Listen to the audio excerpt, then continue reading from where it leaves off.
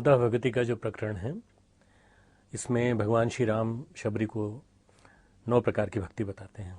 उसमें जो तीसरी प्रकार की भक्ति है वो भगवान जिस रूप में अपने कहते हैं, गुरुपद पंकज सेवा तीसरी भगति अमान। इसके पहले हमने आपको प्रथम भगति संतन कर संगा, दूसरी रतिमम कथा प्रसंगा के बारे में विस्तार से बताया था।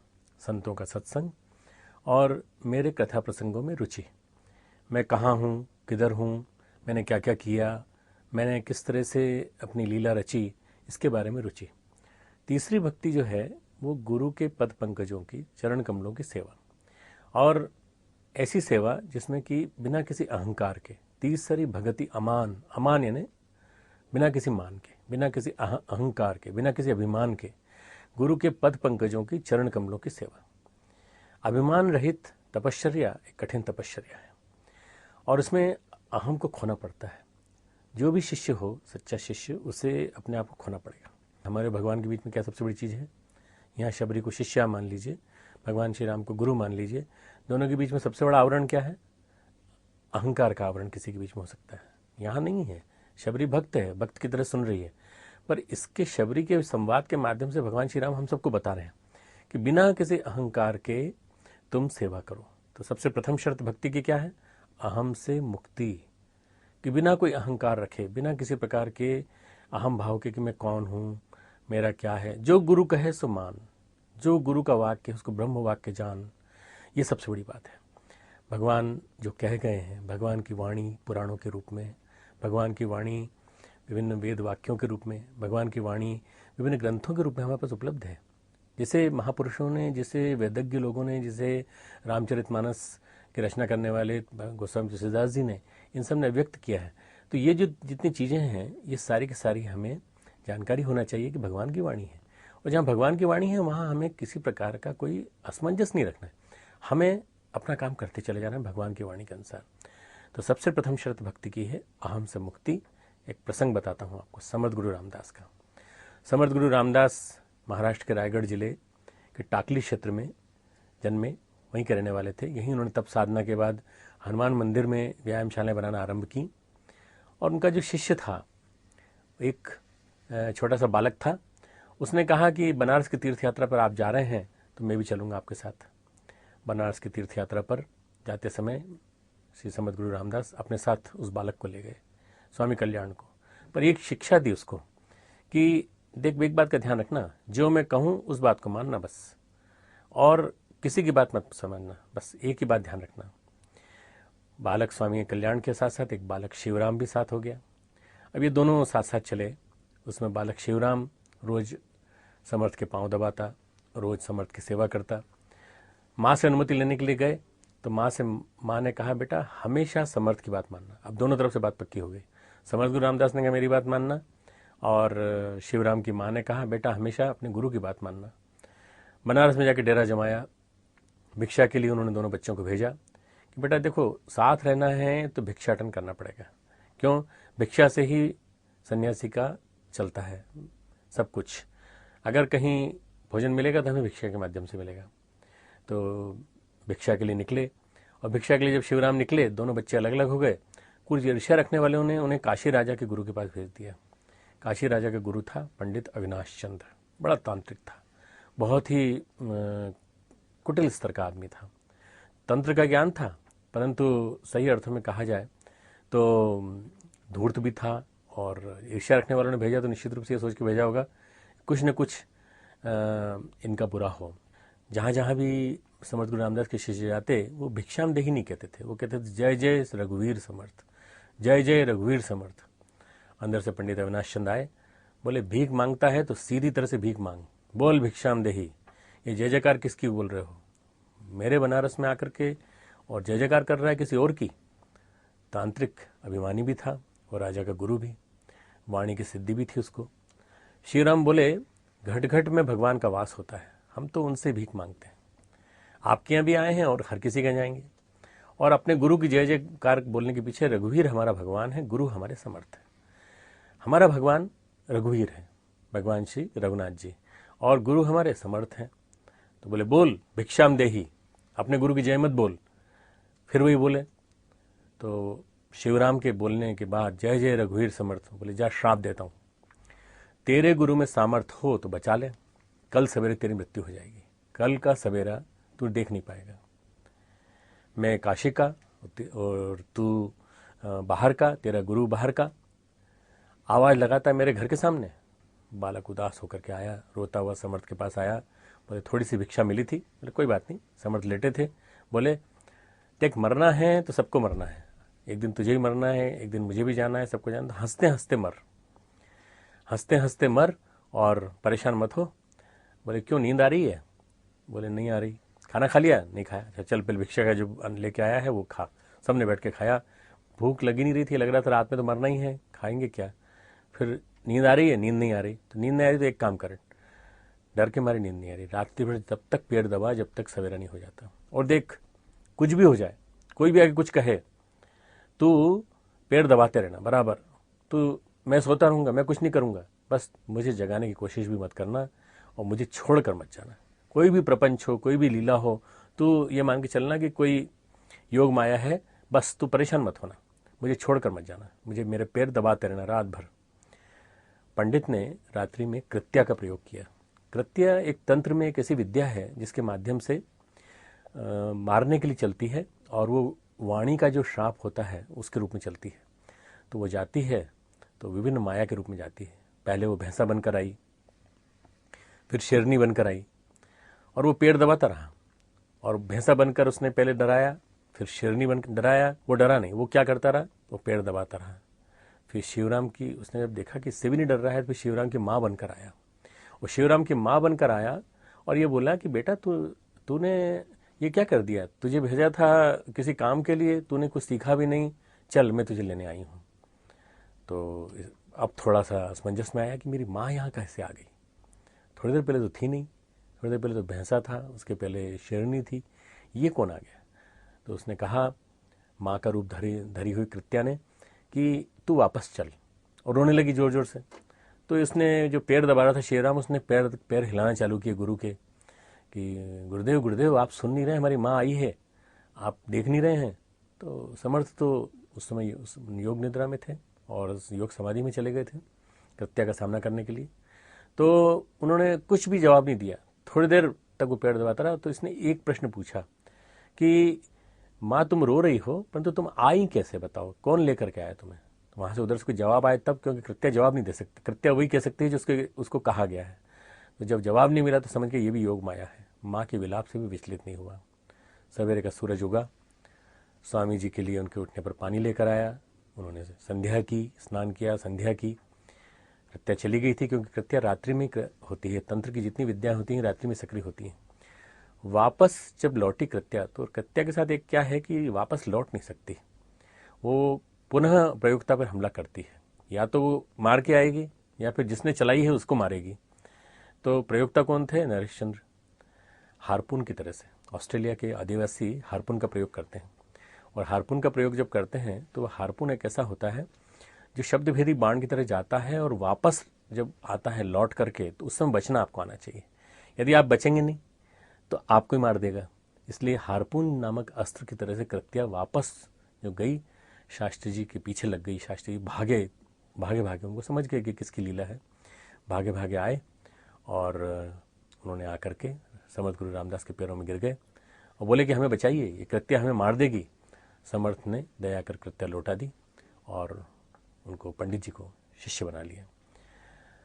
वस्तुतः समर्थ जो गुरु होते हैं उनके एक एक वाक्य को हम मान करके उनकी सेवा करें। गुरुपद पंकज सेवा, गुरु के चरण कमलों की सेवा, जैसा कहा है वैसा करें। परम पूज्य गुरुदेव भी समर्थ गुरु रामदास के रूप में उनका दूसरा जन्म हुआ था।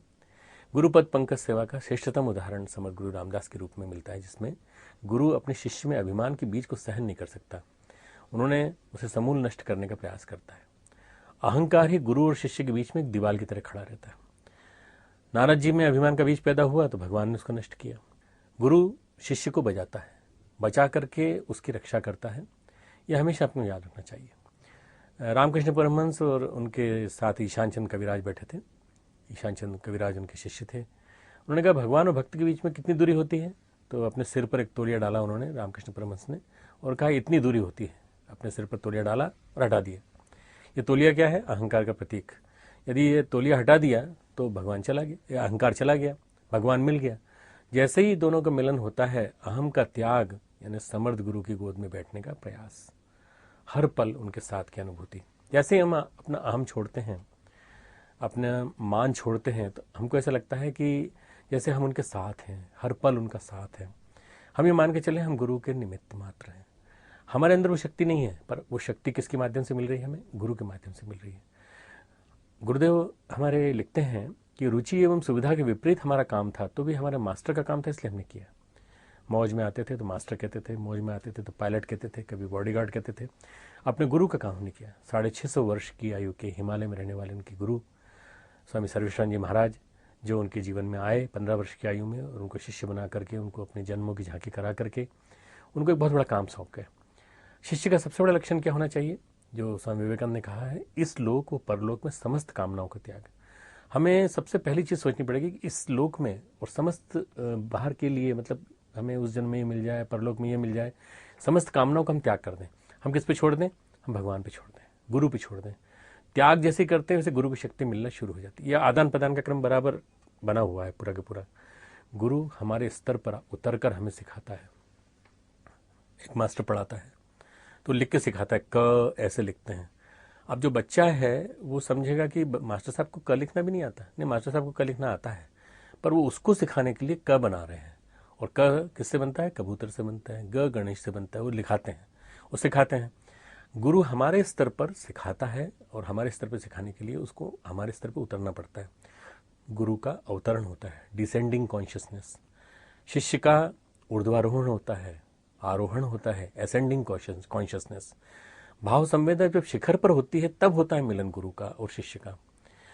आपने देखा होगा, जब बौद्धिक दृष्टि से जब बच्चे पढ़ते हैं, तो बच्चे जब पढ़ते हैं तो उनकी बौद्धिक चेतना परम शिखर पर होती है जब वो एग्जाम के लिए तैयारी करते हैं। परीक्षा का पेपर देके आते हैं, उनसे पूछिए, एक एक प्रश्न का हल कर देंगे, समाधान कर देंगे, और उसके बाद उनसे 10 दिन बाद पूछिए, छुट्टियों में तुम लोग कैसे हो, ठीक हो, अच्छा बताओ तुमने क्या क्या लिखा पेपर में। अरे आप कहाँ पूछते हैं, उस समय पूछते तो बात लगती।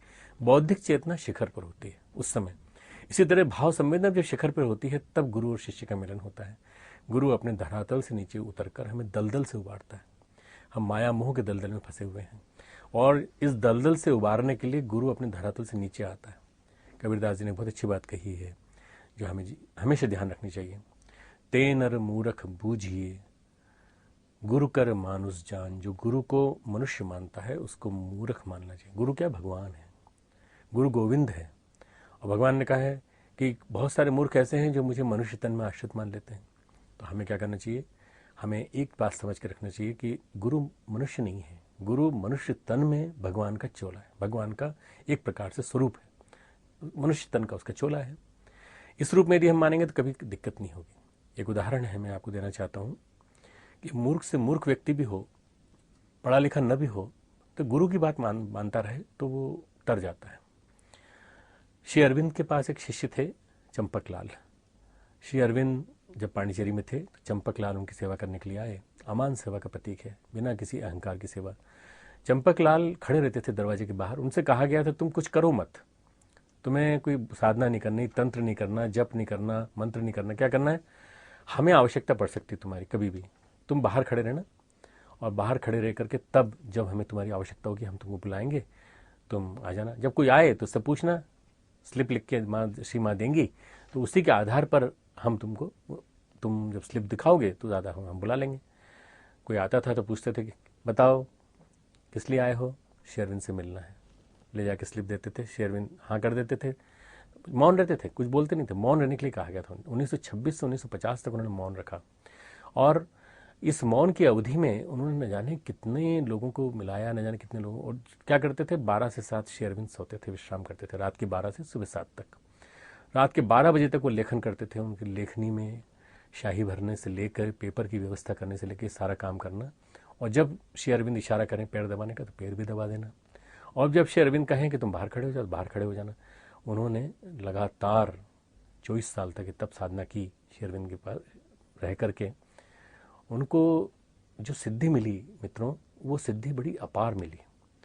लोग उनके पास बाद में आते थे और पूछते थे उनसे, तो वो मौन रह के कहते थे कि जो कुछ भी हमारे पास ज्ञान है लिख करके देते थे, जो हमारे पास है वो गुरु की साधना का है, गुरु की सेवा का है, बस। हाँ, बस कुछ भी नहीं है। हाँ, बस कोई कुंडली नहीं जगी, नहीं जगी।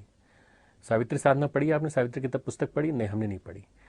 तो हमारे पास क्या है? हमारे पास लोग आते थे, पूछते थे चंपक लाल जो है वो कौन है, जिन्होंने कि गुरु की इतनी बड़ी सेवा की। आपको आश्चर्य होगा कि लॉस एंजल्स की श्री अरविंद सोसाइटी ने उनको बुलाया और श्री अरविंद सोसाइटी ने कहा कि हमें चंपक लाल को भेज दीजिए। श्री माँ ने कहा वो तो बोलते नहीं है। बोले नहीं, वो बोले नहीं, वो आकर के खड़े हो जाए। और जब 400 श्री अरविंद सोसाइटी के लोग वहाँ खड़े हुए, जहाज में बैठ करके हमारे चंपक लाल वहाँ गए, तो वहाँ जा कर के उन्होंने 10 मिनट तक खड़े हो गए, केवल बस हाथ जोड़कर श्री अरविंद का नाम लेते रहे, उनकी छवि की कल्पना करते रहे। लोगों से पूछा गया तुमको क्या लगा? बोले 10 मिनट तक ऐसा लगा जैसे अनंत शांति। हमें लगा श्री अरविंद हमारे पर एक आशीर्वाद बरसा रहे हैं, और लगभग ऐसा लगा जैसे कि उनकी छाया विद्यमान है हमारे ऊपर, वो हमें संरक्षण दे रहे हैं। अब आप कल्पना कीजिए कि मौन रहने वाला व्यक्ति और सेवा करने वाले व्यक्ति के अंदर कितनी बड़ी शक्ति आ गई। श्री रामकृष्ण परमहंस के एक शिष्य थे, योगेन महाराज, जो बाद में योगानंद बने। ये डायरेक्ट डिसाइपल्स माने जाते हैं, जो 13-14 जो हम मानते हैं उनके अंदर। योगेन महाराज से उन्होंने एक बार कहा, ले इस कमरे में झिंगुर आ गया, तो इसको ले जाके बाहर जाके मार दें। योगेन महाराज बड़े दयालु किस्म के प्राणी थे। वो झिंगुर ले गए बाहर, पर उन्होंने कहा कि पकड़ तो लिया, परंतु इसको दया करके छोड़ देते हैं। तो बाहर जाकर उन्होंने छोड़ दिया। जब वो अंदर आए तो रामकृष्ण ने दिव्य दृष्टि से देखा। उन्होंने कहा क्यों रे, झिंगुर मार दिया?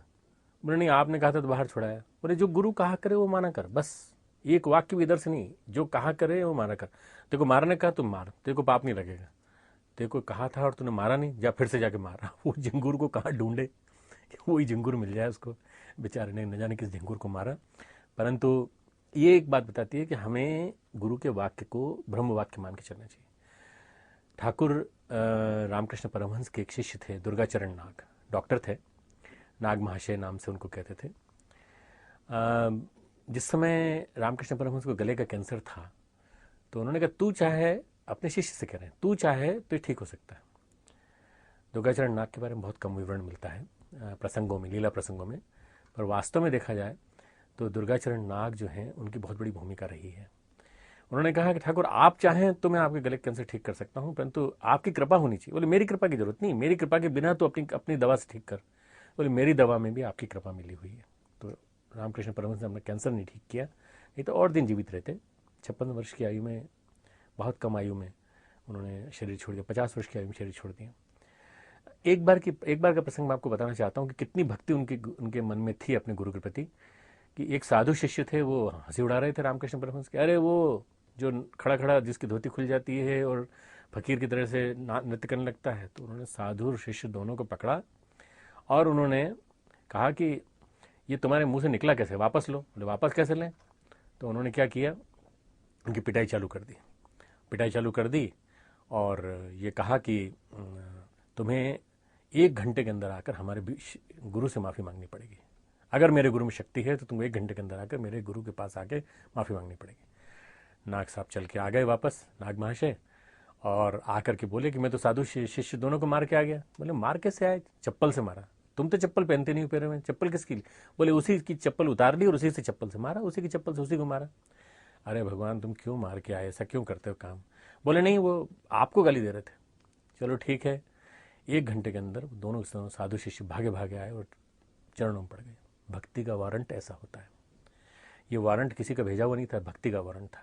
और जब भक्त को लगा कि मेरे गुरु का अपमान हो रहा है, तो ऐसा हुआ। एक बार उन्होंने परीक्षा ली रामकृष्ण परमहंस ने, उन्होंने कहा ताज़ा आंवला लेके आ, बिना किसी मौसम के। तो उन्होंने कहा कि जब आपने कहा है तो जरूर मिलेगा। एक पेड़ के नीचे जाके, आंवले के पेड़ के नीचे जाके बैठ गए, सूखा आंवला का पेड़, कहीं कोई आंवला नहीं। उन्होंने कहा गुरु ने मांगा है तो मिलना चाहिए।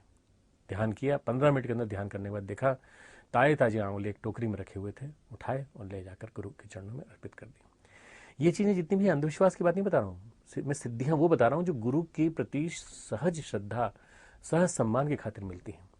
विवेकानंद रामकृष्ण बातचीत कर रहे थे। विवेकानंद ने कहा आप जो बात करते हैं अंधविश्वास की बातें करते हैं, ये गुरु के प्रति भक्ति, भगवान के प्रति भक्ति अंधविश्वास। तो बोले नहीं, अंधविश्वास नहीं, अंधा विश्वास। जब अंधा विश्वास होगा तो अंदर से भक्ति प्रगाढ़ निकलेगी, भक्ति के शिखर पर पहुंचेगा। महामानव बनने का राजमार्ग जानना चाहता है तो गुरु के प्रति सच्चा समर्पण सीख। एक और गुरु शिष्य की परंपरा में बताना चाहता हूँ। गुरु कालूराम और गुरु कीनाराम, इनके बारे में एक उक्ति है, कीना कीना सब कहें, कालू कहे न कोय, कालू कीना एक भय, राम करे सो होय। कालू गुरु थे, कीना उनके शिष्य थे। इस हद तक उनका समर्पण था कि कालू और कीना दोनों मिलकर के एक हो गए।